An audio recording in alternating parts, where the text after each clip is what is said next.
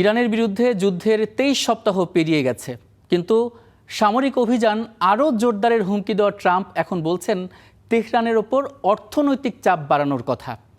ইরানের তেল রপ্তানি প্রায় বন্ধ, হরমুজ প্রণালীও অচল। তারপরও কেন সামরিক হামলার বদলে অর্থনৈতিক চাপকে বেছে নিচ্ছেন ট্রাম্প? বিশ্লেষকরা বলছেন যুদ্ধের খরচ, মার্কিন জনমত নাকি আলোচনায় ইরানকে চাপে রাখার এই কৌশল যুক্তরাষ্ট্রের?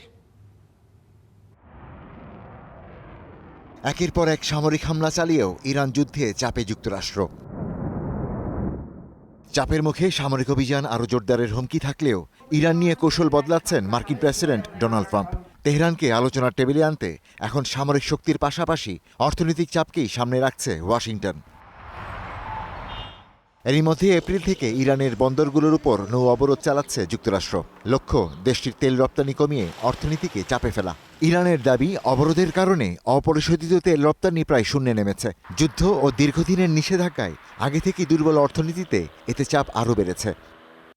ইরানের অর্থনীতি প্রচণ্ড চাপে থাকলেও দেশটির রাজনৈতিক নেতৃত্ব ট্রাম্প প্রশাসনের মতো অভ্যন্তরীণ রাজনৈতিক চাপে নেই। তাদের প্রধান লক্ষ্য হল ক্ষমতা টিকিয়ে থাকা।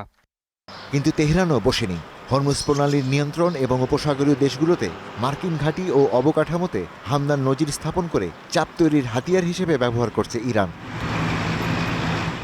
আরেকটি বড় বিষয় যুক্তরাষ্ট্রের অভ্যন্তরীণ রাজনীতি।